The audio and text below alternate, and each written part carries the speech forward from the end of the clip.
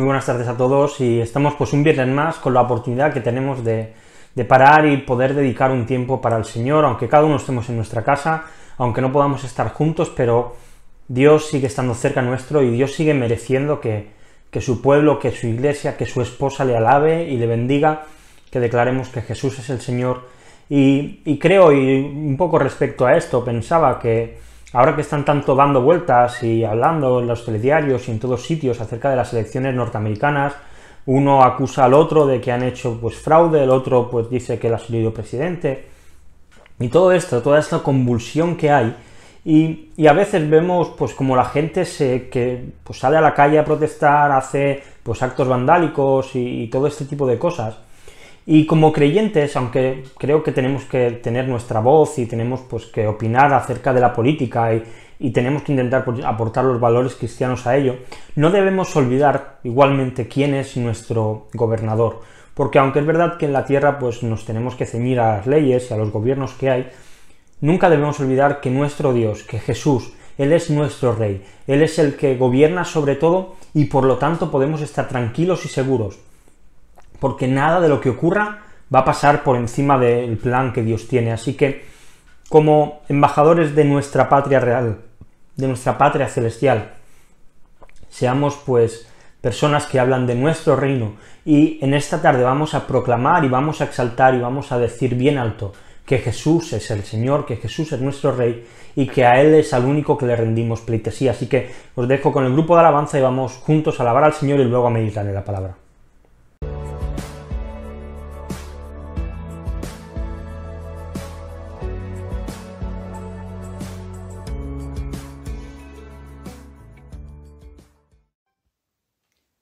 Hola, un saludo, hermanos de Pleno Evangelio, hermanos de Santa Perpetua. Bienvenidos a un culto más en línea. Damos gracias al Señor por este día que nos ha regalado de vida y por poder tener nuestros cultos en línea que también nos hacen ahora que no podemos reunirnos tampoco entre semana ni los domingos. Damos gracias a Dios por estos medios y vamos a dar paso a un par de canciones que esperemos que os sean de bendición y que tengáis un buen ratito delante de la presencia del Señor. Así que un beso, se os echa a todos de menos y ojalá Dios quiera que prontito podamos volver a reunirnos los domingos como hacíamos hasta hace poco. Bendiciones, cuidaros mucho, chao.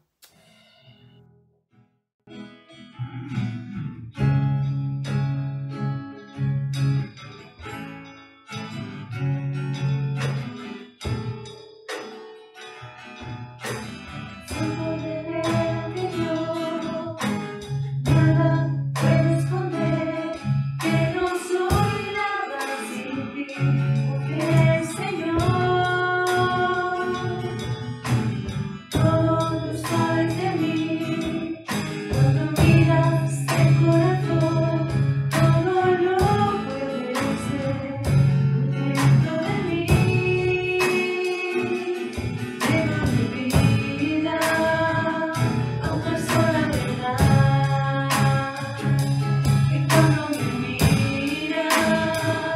nada puedo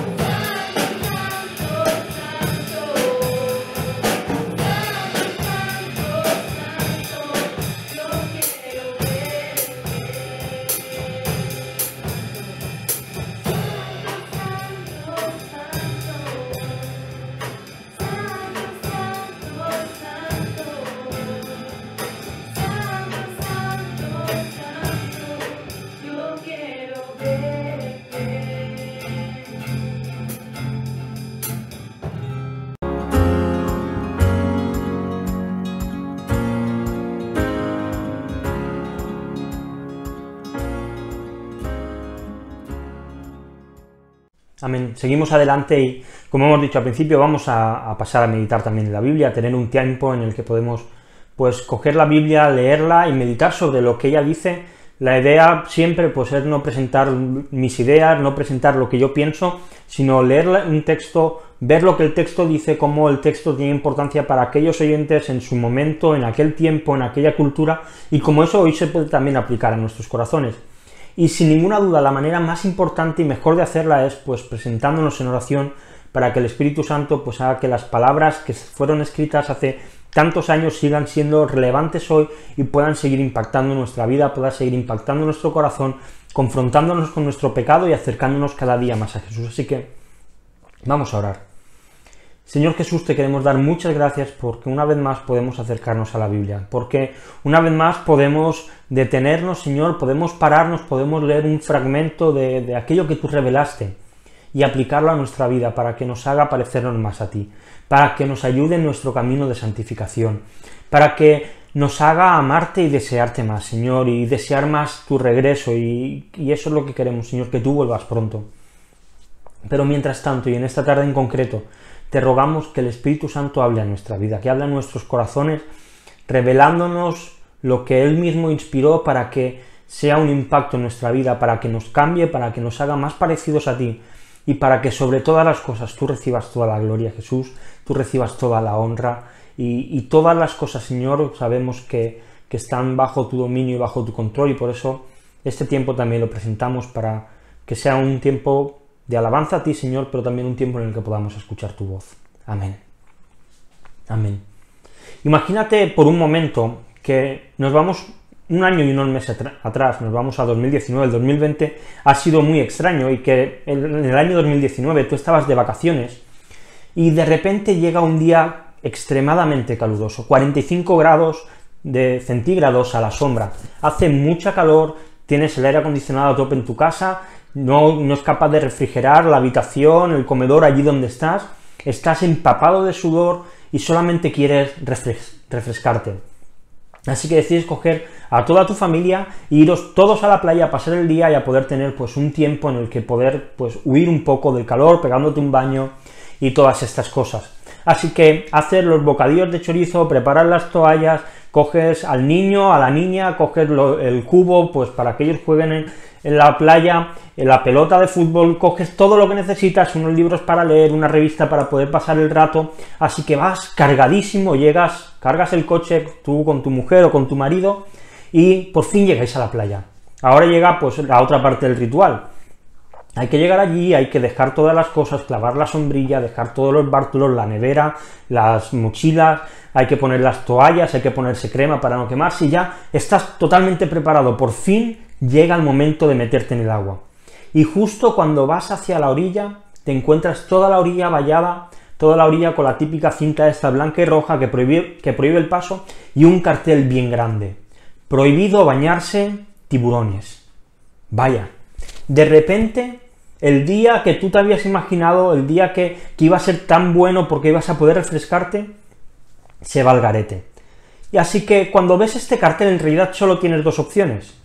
Una, obedecer y volverte, pues, a tu toalla, a tu sombrilla, quizá pegarte un baño en la ducha de la propia playa. O tienes otra opción: saltas la cinta, te metes en el agua y te la juegas a que un tiburón, pues, te muerda un brazo, una pierna o hasta te pueda matar. Así que dos opciones: obedecer o desobedecer, no hay ninguna más. Y parece que lo más lógico y lo más, pues, obvio sería obedecer y no meterte en el agua donde hay tiburones. Y es que en esta tarde, siguiendo la carta de los Filipenses, quiero hablar de obediencia. Pero no una obediencia que se hace a regañadientes o de mala manera, sino de una obediencia que, como veremos que Pablo presenta, es una obediencia que produce gozo en el corazón de los creyentes. Así que el texto que vamos a leer se encuentra en Filipenses capítulo 2, los versículos del 12 al 18, y dice así: por tanto, amados míos, como siempre habéis obedecido, no como en mi presencia solamente, sino mucho más ahora en mi ausencia, ocupaos de vuestra salvación con temor y temblor, porque Dios es el que produce en vosotros así el querer como el hacer por su buena voluntad. Haced todo sin murmuraciones y contiendas, para que seáis irreprensibles y sencillos, hijos de Dios sin mancha, en medio de una generación maligna y perversa, en medio de la cual resplandecéis como luminares en el mundo, asidos de la palabra de vida, para que en el día de Cristo yo pueda gloriarme de que no he corrido en vano, ni en vano he trabajado, y aunque sea derramado en libación sobre el sacrificio y servicio de vuestra fe, me gozo y regocijo con todos vosotros, y asimismo gozaos y regocijaos también vosotros conmigo. Amén. Y una vez más, si ya nos adentramos en el texto y vemos el versículo 12, igual que vimos algunas semanas atrás, vuelven a aparecer dos palabras que Pablo ya ha utilizado en esta carta. Por tanto, así que es claro y es evidente que lo que Pablo va a decir ahora tiene que ver con lo que ha dicho anteriormente, con lo que estuvimos viendo la semana pasada. Y muy rápido, la semana pasada estuvimos hablando de la humillación de Cristo y cómo Pablo le estaba diciendo a los filipenses, y lo aplicábamos también a nosotros, que ellos debían imitar a Jesús en su humillación, igual que tenemos que hacer nosotros. La humillación es algo que el cristiano, que el Hijo de Dios, lleva a cabo cada día de su vida. Así que a por tanto, Pablo le añade en el versículo 12, amados míos, como siempre habéis obedecido, no como en mi presencia solamente, sino mucho más ahora en mi ausencia. La verdad es que la iglesia de Filipos, la vemos que era una iglesia íntegra. Esta es la primera cualidad que Pablo está destacando acerca de la obediencia de los filipenses. No solamente obedecían cuando Pablo estaba entre ellos y podían querer aparentar algo, sino que ellos vivían una vida íntegra en la iglesia y en la intimidad. La vida de ellos se caracterizaba por la integridad. Y es que es relativamente fácil ser un buen cristiano cuando estamos en la iglesia, cuando todo el mundo nos ve, cuando estamos delante del pastor, delante de los diáconos, de los obreros, de cualquier otro creyente. Es relativamente fácil aparentar ser un buen cristiano. Es algo más difícil, pero creo que podemos llegar a cumplirlo, ser un buen cristiano delante de aquellos que no son creyentes, pero que saben que nosotros sí que lo somos, nuestros compañeros de clase, nuestros compañeros de trabajo, nuestros vecinos. Creo que es un poco más difícil ser un buen creyente, ser una persona íntegra cuando estamos en casa. A veces cuando estamos pues con nuestros hijos, nuestro marido, nuestra mujer, como que dejamos un poquito más de libertad a decir quizá palabras que no deberíamos, a actuar de maneras que fuera no lo haríamos y mucho menos en la iglesia. Como que nos permitimos ser un poquito más pecadores, vamos a decirlo así. Y es muchísimo más difícil ser un cristiano íntegro cuando estamos a solas, cuando nadie nos ve. Como decía Alejandro Sanz en aquella canción, cuando nadie me ve puedo ser o no ser. Y muchos cristianos, o que se autodenominan cristianos, cuando están en su intimidad, hacen suyas estas palabras. Cuando nadie me ve puede ser que sea cristiano, o puede ser que no. Permitimos cosas que a veces incluso exigimos a otros que no las hagan, pero nosotros las damos cabida en nuestra vida. Y con esto no estoy diciendo que tengamos que ser falsos, porque la realidad es que todos pecamos, es que todos fallamos, y cuando pecamos, esto debería destrozar nuestro corazón, porque hemos ofendido a Dios, porque le hemos fallado, ya sea que nos vean o que estemos en intimidad. Nuestra unión a Cristo, el hecho de estar unidos a la vid y ser nosotros los pámpanos, cuando nosotros pecamos y ofendemos al Hijo de Dios, debiera dolernos en nuestro corazón. Pero también sabemos que gracias a nuestra unión con Cristo, cuando nos arrepentimos, todo vuelve a estar bien, todo vuelve a estar en una buena situación. Así que nuestra obediencia tiene que ser una obediencia íntegra, una obediencia que se lleva a cabo en la intimidad. Cuando nadie te ve, es el lugar donde realmente se puede valorar cuál es tu integridad y cuál es tu amor hacia Dios y hacia Jesús. Pero es algo importante entender, el fallar cuando pecamos no es el fin. Cuando caes en eso con lo que estás luchando cada día, cuando pecas en aquello que llevas trabajando y te llevas esforzando en no caer, si caes no es el fin, es el momento de empezar de nuevo, es el momento de volver a ir a la cruz, arrepentido, dolidos en el corazón, claro que sí, pero sabiendo que Jesús nos perdona y que tenemos una nueva oportunidad de glorificar a Dios en nuestra vida. Los filipenses obedecían cuando Pablo estaba y cuando no también porque eran íntegros. Nosotros tenemos que ser de la misma manera. Así que la obediencia a Dios se trata de integridad en la intimidad. y se sustenta con otra característica que Pablo presenta, con el temor a Dios. El versículo 12 acaba de esta manera, dice: ocupaos en vuestra salvación con temor y temblor. Estamos ante quizá uno de los versículos más importantes para aquellos que defienden que la salvación se pierde, para aquellos que atacan lo que nosotros creemos como iglesias, es que Dios nos ha salvado y nada ni nadie nos puede hacer que perdamos la salvación que Cristo ganó en la cruz por nosotros. Ahora bien, ¿qué está diciendo aquí Pablo? ¿Estaba Pablo diciendo a los filipenses que ellos debían hacer algo para salvarse? Porque dice: ocupaos de vuestra salvación con temor y temblor. ¿Está diciendo Pablo que ellos debían hacer algo para preservar su salvación, para que nadie se las quitara? Mira, la respuesta a esto es muy clara y es no. Pero debemos reconocer también que decir no y ya está, si yo os digo que no, pues estará muy bien, pero tampoco quizás sea demasiado convincente. Dejadme leer lo que el teólogo William Barclay escribe al respecto. Dice: es decir, no es el temor y temblor que nos hace escondernos de Dios, sino más bien el temor y temblor que nos impulsa a arrojarnos a sus brazos, con la seguridad de que sin su ayuda no podemos enfrentarnos efectivamente con la vida. Y dice: procede en segundo lugar del horror de ofender a Dios. Cuando amamos de veras a una persona, no tememos el mal que nos pueda hacer, sino el que podamos hacer nosotros. El gran temor del cristiano es el crucificar a Cristo otra vez. Así que Pablo no está hablando aquí en ningún caso que el creyente, que los filipenses o que nosotros tengamos que esforzarnos ni tengamos que hacer nada para a ver si Jesús va a volver y me voy a quedar, a ver si voy a morir y me voy a ir al infierno porque he hecho un pecado o porque he cometido cualquier otra cosa. Si esto fuese así, el cristianismo sería una tortura diaria y viviríamos en un continuo agobio y en una continua tortura mental y espiritual. Lo que Pablo está hablando es que como creyentes tenemos que valorar el sacrificio de Jesús, tenemos que valorar todos los beneficios que tenemos en Él y que nos llevan a la salvación que Él nos ha dado, como si pudiésemos perder la salvación, aunque sabemos que no hay nada ni hay nadie que pueda separarnos de Dios. Y esto es lo que se conoce también como santificación. Seguimos ocupándonos de nuestra salvación, seguimos cuidándola, como si alguien nos la pudiera quitar, aun sabiendo que nadie nos la puede quitar. Nos santificamos y nos vamos pareciendo cada día más a Jesús. Así que Pablo lo que está hablando es que tenemos que guardar y vivir la obediencia con temor y temblor, de una manera que glorifique a Dios de esta manera. Y quizá pienses: bueno, Ángel, sí, yo quiero esto, yo quiero obedecer a Dios, yo quiero ser íntegro, yo quiero tener ese temor hacia Dios que me lleve a santificarme cada día más, a parecerme más a Jesús, pero es que no puedo, es que me esfuerzo, y esto es algo que creo que es bastante común entre el cristiano.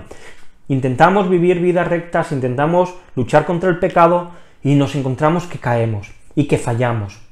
Y es que realmente el problema de todo esto está en nuestro propio esfuerzo. Así que Pablo intenta tranquilizar, intenta animar a los filipenses en esta tarea. Dice el versículo 13: porque Dios es el que produce en vosotros así el querer como el hacer por su buena voluntad.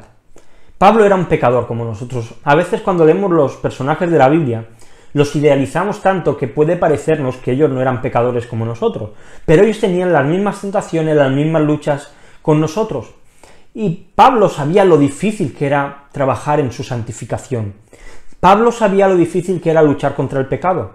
Y dejadme leer un texto, es unos versículos, 7 versículos, pero que nos expresa un poco cuál era el corazón de Pablo. En Romanos 7, del 18 al 25, dice: yo sé que en mí, esto es en mi carne, no mora el bien, porque el querer el bien está en mí. Es decir, Pablo dice: yo quiero hacer el bien, pero en mí no está el hacerlo. Porque no hago el bien que quiero, sino el mal que no quiero, eso hago. Pablo tiene ahí una lucha interior: yo quiero hacer el bien, pero no lo hago, y lo que no quiero hacer, que sé que está mal, es lo que acabo haciendo. Y si hago lo que no quiero, ya no lo hago yo, sino el pecado que mora en mí. Así que queriendo hacer yo el bien, hallo esta ley, dice Pablo, que el mal está en mí. El mal es algo natural en el ser humano. Porque según el hombre interior, es decir, en su espíritu, en su alma, me deleito en la ley de Dios. Pero veo otra ley en mis miembros, en su carne, en sus deseos, que se rebela contra la ley de mi mente. y que me lleva cautivo a la ley del pecado que está en mis miembros, a esa naturaleza pecaminosa de la cual Cristo nos ha rescatado, pero que aún sigue tirando de nosotros. Y acaba diciendo, miserable de mí, ¿quién me librará de este cuerpo de muerte? Pero fijaos el versículo 25, dice, gracias doy a Dios por Jesucristo Señor nuestro. Así que yo con mi mente sirvo a la ley de Dios, mas con la carne a la ley del pecado. Así que vamos a fallar en nuestra tarea de santificación un montón de veces. Es una batalla que tenemos que librar cada día, sin ninguna duda. ¿Somos incapaces de lograrlo por nuestros esfuerzos? Sí, no puedes lograr tu santificación por tus fuerzas. No puedes santificarte por todo el esfuerzo que hagas. Pero Dios ha prometido algo, que Él va a poner en nosotros el querer y el hacer según su buena voluntad. Así que, como dice el mismo Pablo en 2 Corintios 3:18, esta tarea es parte de la obra del Espíritu Santo en los creyentes. Dice, por tanto, nosotros todos, mirando a cara descubierta como un espejo la gloria del Señor, somos transformados de gloria en gloria en la misma imagen como por el Espíritu del Señor. Y es que en esta tarea no estamos solos. El Espíritu Santo es el que trabaja con nosotros. Él es el que trabaja por nosotros. Él es el que nos guía y Él es el que nos lleva a santificarnos. Así que, es verdad, no es fácil ser íntegro, no es fácil vivir en el temor del Señor, porque fallamos, porque nos equivocamos, pero te hemos recibido una promesa. Dios va a poner en nosotros el querer y en el hacer para que llevemos a cabo esta tarea. Así que, siendo esto una realidad, la obediencia requiere integridad, requiere temor a Dios y requiere que nos sometamos al Espíritu. Si esto es una realidad en nosotros, si esto es verdad en nuestra vida, esto es algo que va a ser patente en las cosas que hacemos. No solo por lo que hagamos, sino de la manera que lo hagamos. Mirad, versículo 14, Pablo escribe, haced todo sin murmuración y contiendas. Seguramente has visto alguna vez a alguien, o incluso tú lo hayas hecho, que lo ves que hace las cosas y lo hace a desgana, que lo hacen enfadados, que cuando están haciendo algo, como se suele decir, están rezando en voz baja, se están quejando de unos, de otros, es que tengo que hacer esto, es que tengo que hacer lo otro, y todo el rato haciéndolo así, y con una mala actitud. Como digo, seguro que conoces a alguien, o incluso quizá tú lo hayas hecho así alguna vez. Pablo le está diciendo a los filipenses que su obediencia tiene que ser ni sin murmuración, ni tampoco contienda, que lo que hagan lo tienen que hacer de buena gana, de buena manera, y es que aquello que hacemos para Dios se tiene que hacer siempre con la actitud correcta. Y déjame aclarar algo, no me estoy refiriendo a las cosas que hacemos dentro de la iglesia, que también, sino estoy hablando de absolutamente todo lo que hacemos en nuestra vida. Cuando tú haces algo y lo haces de mala gana, sea en la iglesia, sea en el trabajo, sea en tu casa, sea donde sea, estás pecando. Porque no estás buscando que Dios sea glorificado, sino que lo que buscas quizás es librarte pues, de que alguien te meta alguna bronca, o de que alguien te coma la cabeza con otras cosas, o que alguien te confronte, y al final lo hacemos pues porque hay que hacerlo. Pero la realidad es que lo que tenemos que hacer, lo tenemos que hacer para Dios. Sin contienda, sin murmuración, hay que hacerlo siempre de buena gana. Todo lo que hagamos, tenemos que hacerlo contento. Y no solo obedecer de buena gana, sino que no debemos olvidar que nuestra obediencia tiene un impacto allí donde tú estás y donde yo estoy. Dice el versículo 15, para que seáis irreprensibles y sencillos, hijos de Dios sin mancha, en medio de una generación maligna y perversa, en medio de la cual resplandecéis como luminares en el mundo, asidos de la palabra de vida. ¿Cuántas veces hemos oído decir que nuestro testimonio, que nuestra manera de comportarnos es la mejor manera de compartir el Evangelio? Pues siento decirte que esto no es verdad, no es la mejor manera de compartir el Evangelio. Esto no aparece en ningún sitio en la Biblia que el Evangelio se comparta por una manera de comportarse o por una manera de vivir. La Biblia es muy clara, dejarme leer dos versículos, Romanos 10:17, así que la fe es por el oír, y el oír por la palabra de Dios. La fe viene por el oír, no viene por ver comportamientos de nadie. 1 Corintios 1:21, pues ya que en la sabiduría de Dios el mundo no conoció a Dios mediante la sabiduría, agradó a Dios salvar a los creyentes por la locura de la predicación. La Biblia es muy clara. La salvación solamente llega porque el Evangelio sea predicado, porque el Evangelio sea hablado. Así que si quieres que alguien conozca a Jesús, tienes que predicarle el Evangelio. No hay ninguna otra manera. No vale con que tú te comportes bien. Tienes que hablar del Evangelio. Ahora bien, y aquí es donde vamos, lo que Pablo dice es que en medio de una sociedad que es maligna, en medio de una sociedad que es perversa, que no quiere saber nada de Dios, cuando somos irreprensibles, es decir, cuando nadie nos puede acusar, cuando nos comportamos en obediencia a Dios, como hemos visto antes, cuando nuestros hechos y nuestros actos corroboran las palabras que nosotros hemos predicado, entonces somos estrellas en el mundo. Hacemos que la luz brille. Tus actos, cuando predicas el Evangelio y lo que tú actúas y de la manera que te comportas, van acorde a tus palabras, lo que estás haciendo es que Jesús brille allí donde estás. Es que su palabra sea visible a todos. Así que tu obediencia, que a veces puede parecer que no sirve de mucho, es una luz en medio de las tinieblas que te rodean, cuando tus actos tienen que ver con las palabras que tú dices. Así que por eso no debemos desmayar. ¿Tenemos que hacer buenas obras? ¿Tenemos que comportarnos bien? ¿Tenemos que ser irreprensibles? Sí, pero no para que la gente quiera conocer a Jesús porque nos ven muy buenos a nosotros, sino todo lo contrario, porque presentamos a Jesús y evidenciamos que Jesús ha cambiado nuestra vida por completo. Así que sí, estamos llamados a ser luz, y cuando nos comportamos de esta manera y nuestros hechos siguen a nuestras palabras, entonces estamos siendo estrellas que iluminan el lugar donde estamos. Hasta aquí, dejadme hacer un resumen súper rápido. Hemos visto que la obediencia requiere integridad, que requiere temor de Dios, y que Dios es aquel el que se encarga de que nosotros obedezcamos, y que por tanto nuestra obediencia siempre tiene que ser de buena gana, y cuando lo hacemos así somos estrellas, somos luz, allí donde estamos, en medio de una sociedad llena de tinieblas espirituales. Pero hay algo más que Pablo presenta, porque la obediencia del creyente, tu obediencia a la mía, no solo produce cosas y beneficios hacia la eternidad, sino que es algo que afecta a aquellos que nos rodean. Dice el versículo 16, para que en el día de Cristo yo pueda gloriarme de que no he corrido en vano, ni en vano he trabajado. Esto se dice Pablo a los filipenses. La vida de los filipenses, de todos aquellos creyentes de Filipos, para Pablo eran una recompensa. La vida que ellos estaban viviendo era la obra del Espíritu Santo, pero también era resultado de la vida que Pablo había vivido, del ejemplo que Pablo había sido para ellos. Y es que cada uno de nosotros invertimos parte de nuestra vida, y podemos hacerlo de muchas maneras, y podemos hacerlo en muchas cosas. Podemos invertir nuestra vida en nosotros mismos, podemos invertir nuestra vida en nuestras familias, en nuestro trabajo, podemos invertir nuestra vida en ocio, podemos invertir la vida en un montón de cosas, pero no hay nada mejor que invertir en otros para que ellos puedan llegar a Jesús. Ya sea bien ayudarles en su proceso de santificación porque ya son creyentes, o también ayudarles en el desarrollo de su ministerio, o ayudarles a ir hacia Jesús. Pero cada uno de nosotros somos útiles y tenemos que invertir en los demás. Jesús no dejó la misión de ir y convertir a la gente al cristianismo.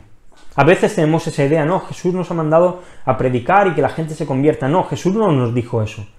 Jesús dijo, id por todo el mundo y haced discípulos en todas las naciones. Y este es un llamado universal y es para todos los creyentes. Pablo le dijo a Timoteo en 2 de Timoteo 2:2, lo que has oído de mí ante muchos testigos, es decir, lo que mucha gente decía de Pablo, esto encarga a hombres fieles que sean idóneos para enseñar también a otros. Pablo le estaba diciendo a Timoteo, igual que yo he preparado otros siervos para el Evangelio, tú tienes que buscar otros hombres los cuales puedan servir como pastores y como evangelistas y en otros lugares para llevar el Evangelio.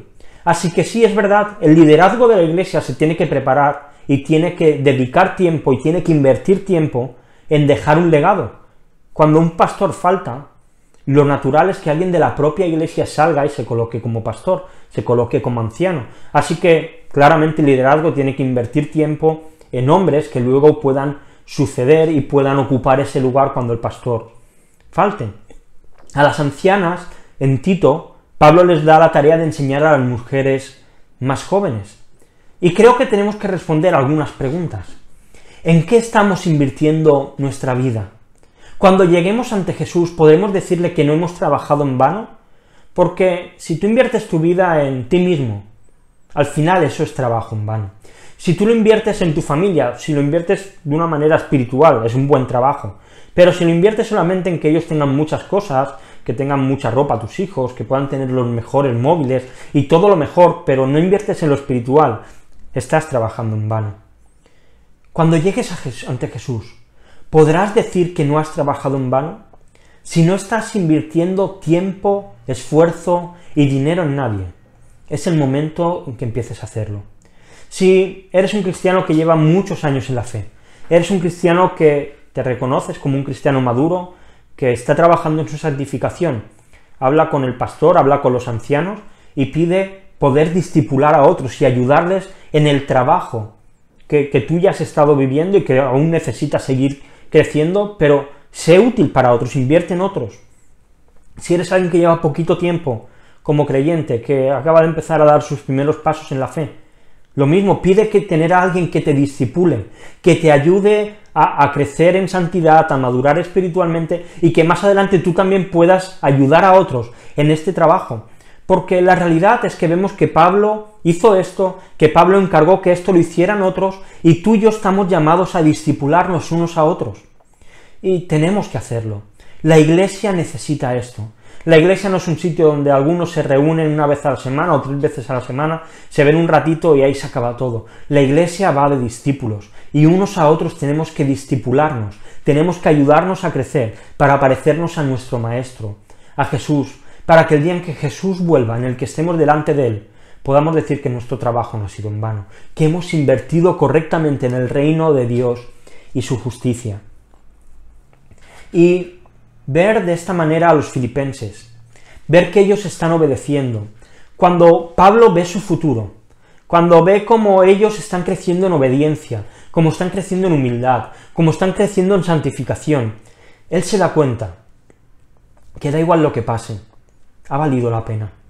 Dice versículo 17 y 18, y aunque se ha derramado en libación sobre el sacrificio y servicio de vuestra fe, me gozo y regocijo con todos vosotros, y asimismo gozaos y regocijaos también vosotros conmigo.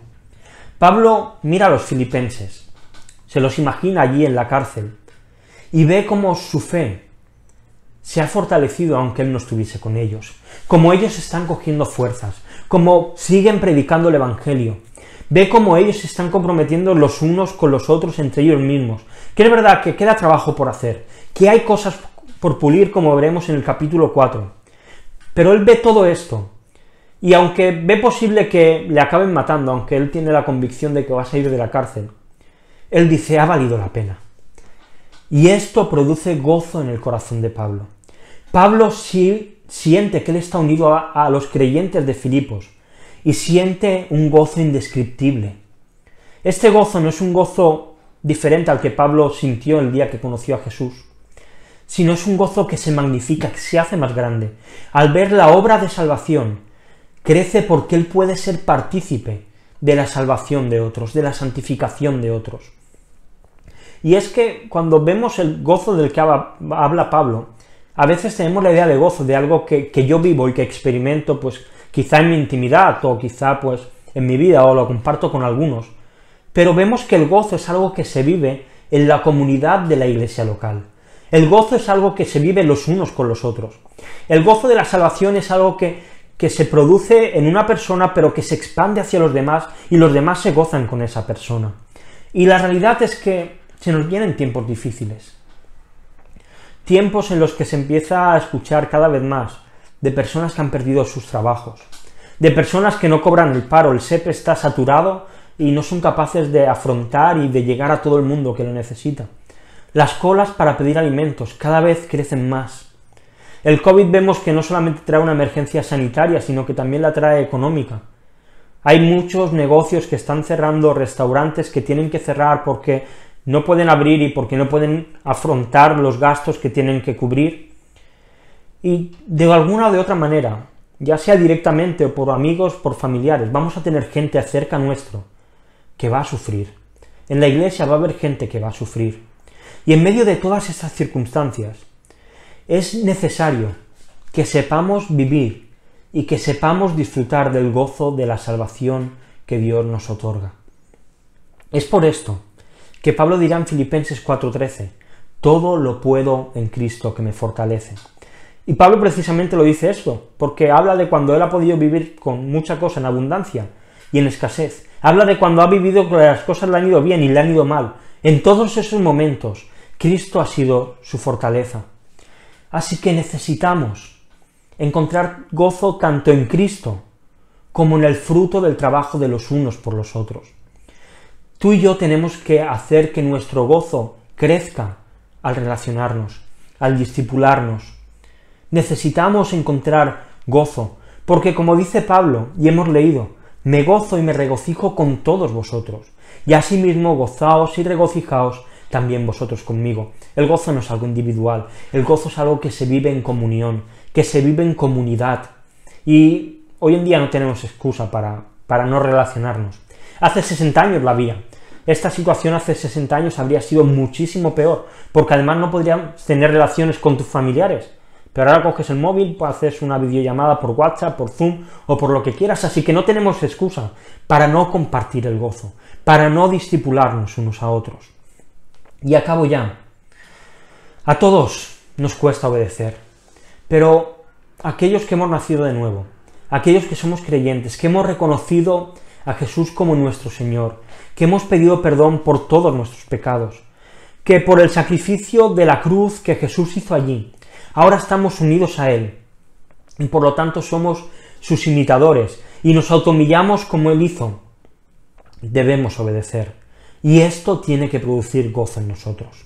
Nuestra obediencia, como hemos visto, tiene que ser en 3 sentidos. Tiene que ser íntegra, es decir, nuestra obediencia tiene que ser cuando la gente nos ve, pero también en nuestra intimidad cuando nadie puede vernos. Tiene que ser una obediencia basada en el temor a Dios, no como el miedo a que podamos perder algo, sino como la precaución de no pecar para que Jesús tenga que volver a ser sacrificado, sino estar sometidos a Dios, sabiendo que nosotros por nuestras fuerzas no podemos obedecer, que somos incapaces, pero que Dios pone en nosotros el querer y el hacer por su buena voluntad. Así que cuando hagas algo bueno, recuerda que no es porque tú seas muy bueno o porque tú tengas un buen corazón, es porque Dios ha preparado esa situación por su voluntad para que tú la lleves a cabo. Y esto nos tiene que llevar a que nuestra obediencia sea una obediencia de buena gana, una obediencia sin quejas, una obediencia sin protestas, lo cual hará que muchos puedan corroborar las palabras que nosotros les hemos predicado. Y de esta manera seremos como estrellas, que brillan en medio de la oscuridad de la noche, en medio de las tinieblas de una sociedad que no quiere saber nada de Dios. Y esto acabará produciendo gozo. Gozo porque nuestro trabajo, gozo porque nuestra inversión en otros, como hizo Pablo, no será en vano.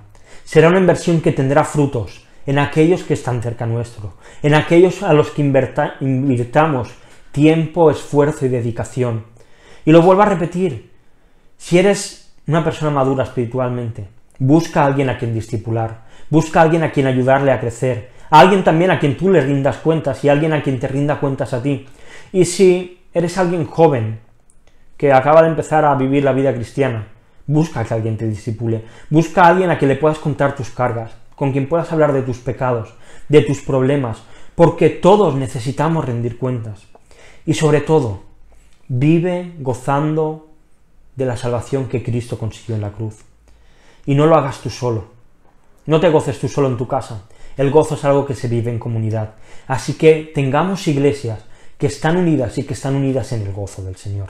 Vamos a orar. Señor, te damos muchas gracias por tu palabra, Dios, y gracias por estas palabras de Pablo, Señor, que nos recuerdan la necesidad que tenemos de obedecerte, pero que igualmente también nos recuerdan que nosotros no podemos, Señor, que es solamente por medio del Espíritu Santo, que es solamente por medio de tu perfecta voluntad, que vas a hacer que hagamos buenas obras, que te obedezcamos de corazón, Señor. Ayúdanos a trabajar conjuntos, Señor, a estar unidos, a no buscar cada uno nuestro propio gozo y nuestra propia felicidad, sino a buscarte a ti, Señor, y que en la comunidad de la Iglesia podamos vivir en este gozo maravilloso.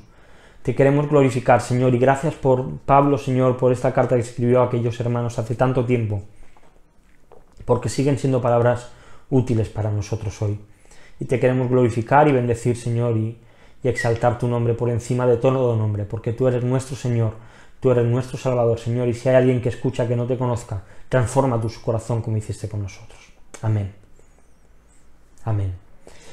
Y nada más, llegamos al final, así que el domingo pues nos volvemos a juntar, que tendremos pues un nuevo culto online, y esperemos que pronto podamos volver a juntarnos en las iglesias, podamos volver a vernos las caras, y recordad, buscad a alguien para que os discipule, para discipular, que sigamos creciendo y ayudándonos los unos a otros en este proceso de santificación. Hasta muy pronto.